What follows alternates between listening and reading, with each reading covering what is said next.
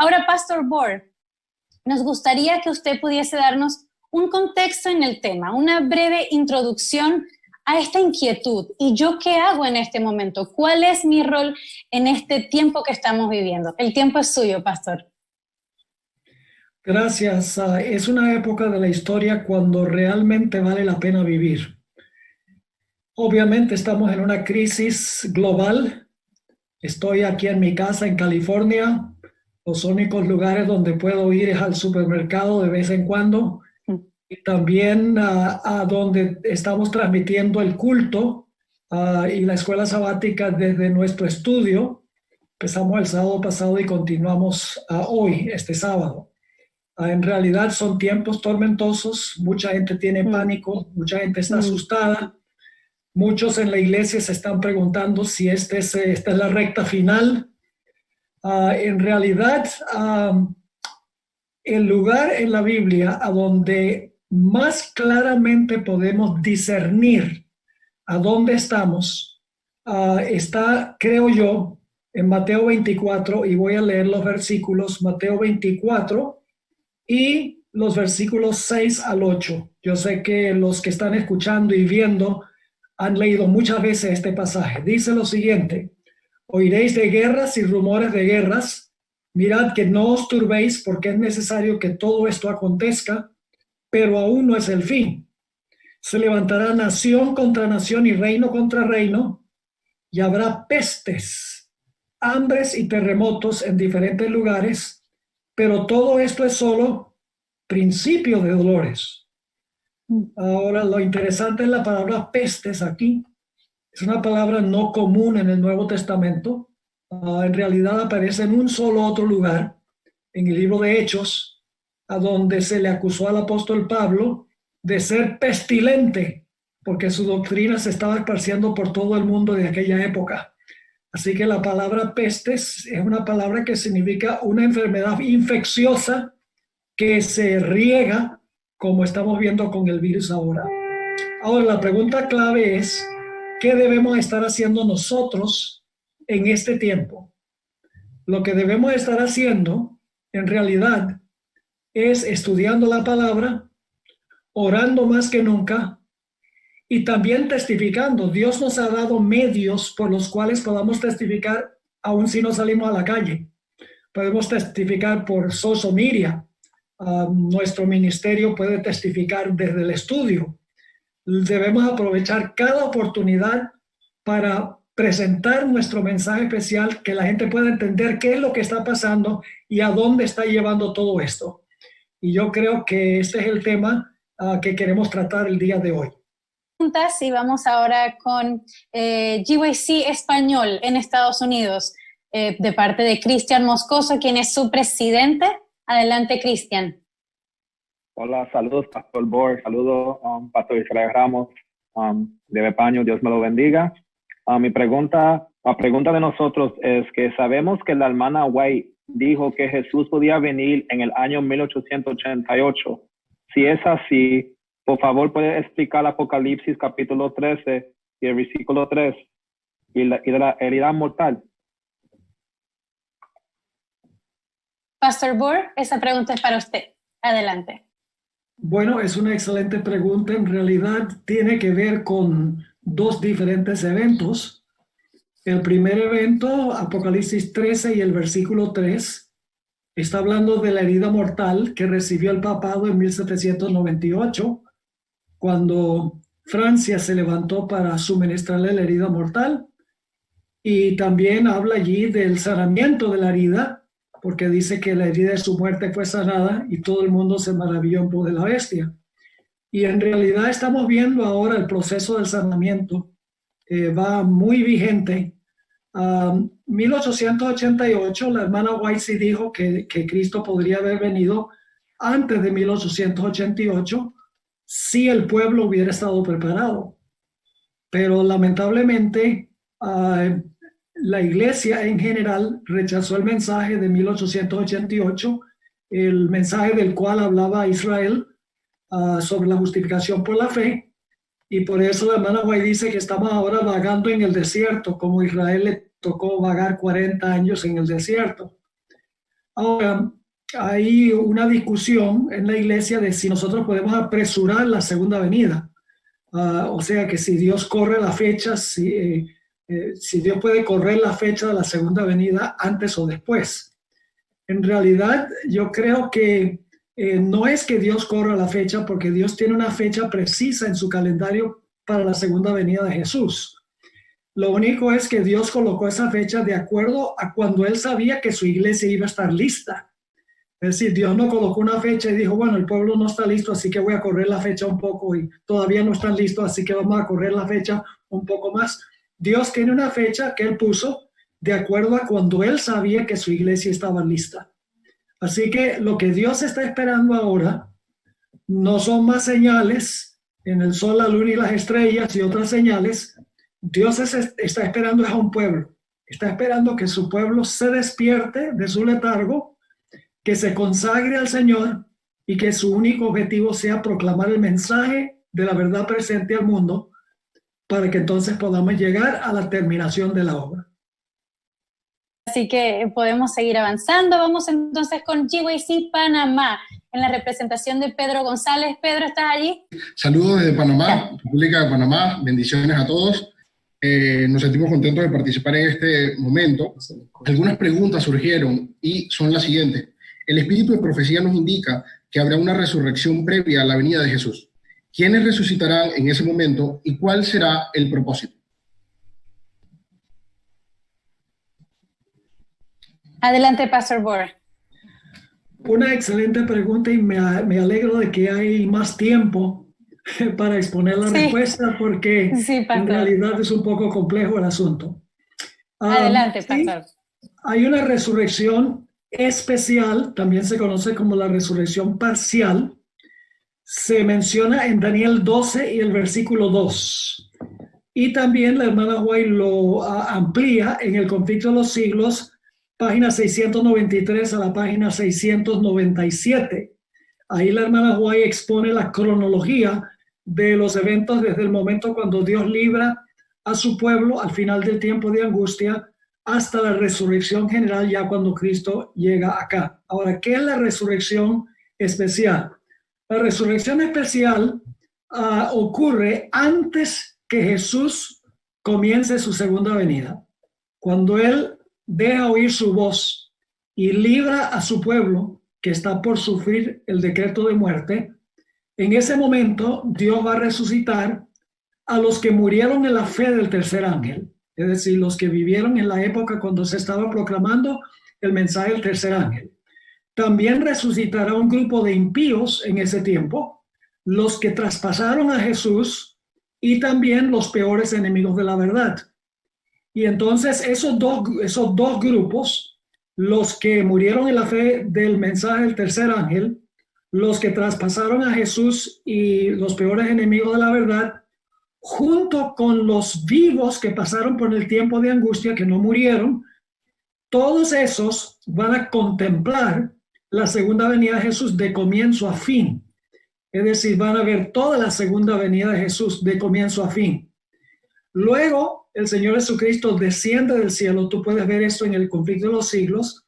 El Señor Jesucristo desciende del cielo, y entonces cuando Jesús ya está sobre la tierra, no tocando la tierra, por encima de la tierra, entonces el Señor Jesucristo llama a todos los que murieron antes de 1844 del sepulcro, y entonces los que murieron antes de 1844, los que resucitaron en la resurrección especial, y aquellos que van a estar vivos y pasan por el tiempo de angustia, van a ser arrebatados en las nubes al aire para estar presente con el Señor. Así que, en cortas cuentas, eso es lo que significa la resurrección especial, y la cronología, como mencionaba, la puedes ver en el Conflicto de los Siglos 693 al 697 y Daniel 12:2, donde dice: muchos de los que duermen en el polvo de la tierra serán despertados, unos para vida eterna y otros para vergüenza y confusión perpetua. Muchísimas gracias, Pastor Bohr. Vamos entonces a ir con GYC Guatemala, en la representación de su presidente Max Méndez. Adelante, Max. Buenas tardes a cada uno de ustedes, Pastor Bor, gusto saludarlo, igual Israel y Andrew que nos acompañan. Aquí les saluda Max Méndez desde Guatemala. Estamos aquí en el país de la eterna primavera y es un gusto estar conectados con muchos de nuestros seguidores en YouTube y Facebook. La pregunta que yo tengo esta tarde es para usted, Pastor Bor, y dice así: ¿estamos cerca de la lluvia tardía? Y si no, ¿qué eventos o señales podemos ver para saber cuando ya estemos cerca? Excelente pregunta. Ojalá que tuviera yo una respuesta precisa, pero no la tengo porque el Espíritu de Profecía nos ha dicho que no podemos fijar una fecha para el derramamiento de la lluvia tardía, el fuerte clamor, segunda venida o cualquier otro evento profético. Hay muchos hoy en día dentro de la iglesia inclusive que están fijando fechas para diferentes eventos finales. Están fijando fechas para el cierre de gracia, la ley dominical, algunos el cierre de gracia, etcétera. Pero en realidad el Espíritu de Profecía nos dice que no habrá más fechas para marcar eventos proféticos. Ahora, sí podemos saber la época en que Dios va a derramar el Espíritu Santo, pero no podemos tener una fecha exacta. Ahora, todas las señales yo creo que nosotros estamos viendo claramente indican que nosotros estamos entrando en lo que la hermana White describió como los eventos finales serán rápidos. Ahora, quiero volver otra vez a Mateo 24, que mencioné cuando comenzamos este programa. Leí solamente los versículos 6 al 8, donde dice que va a haber guerras y rumores de guerras, nación contra nación, reino contra reino, que va a haber pestes, hambres, terremotos. Luego dice, esto es solo principio de dolores. Ahora, ¿cuál es el propósito de Satanás al causar todos estos desastres? El versículo 9 lo dice. Es decir, que Mateo 24 está en orden cronológico. Es decir, que los eventos suceden exactamente en el orden en que dice el capítulo. El versículo 9 nos dice cuál es el propósito final de Satanás al causar todos estos desastres. Dice, entonces os entregarán a tribulación, os matarán y seréis odiados por todos por causa de mi nombre. Es decir, el propósito de Satanás es finalmente echarle la culpa al pueblo de Dios. Y entonces cuando venga ese momento, dice en el versículo 10, muchos tropezarán entonces y se entregarán unos a otros y unos a otros se odiarán. Ese es el zarandeo. Personas van a abandonar el mensaje. Y luego entonces habla de falsos profetas, etcétera. Y luego cuando uno llega al versículo 14, dice, y será predicado este evangelio del reino en todo el mundo para testimonio a todas las naciones y entonces vendrá el fin. La lluvia tardía es el poder, mientras que el fuerte clamor es el mensaje impelido por el poder. Así que nosotros estamos en esa época cuando estamos viendo estos desastres. Los próximos eventos serán finalmente cuando las cosas se pongan bien mal, echarle la culpa al pueblo de Dios y entonces el pueblo de Dios tendrá que proclamar el mensaje a todo el mundo, el mensaje de los tres ángeles a todo el mundo bajo circunstancias muy difíciles. Y luego entonces el versículo 15 habla de la abominación asoladora, que es la ley dominical.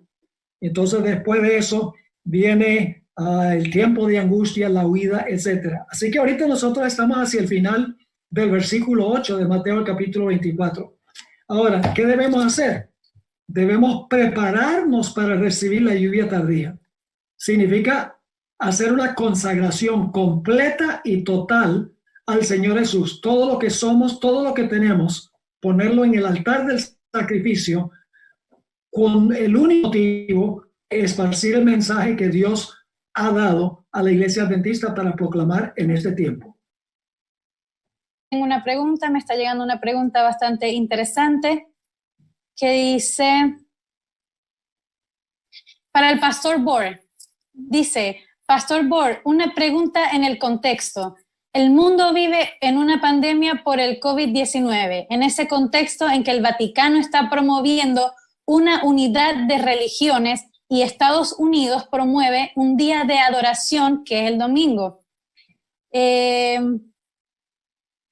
¿Usted cree que estos acontecimientos están advirtiéndonos que la herida mortal se está sanando, Pastor Bohr? No cabe duda alguna que lo que realmente ha causado mucha discusión en cuanto al día de reposo es lo que se está discutiendo sobre el cambio climático.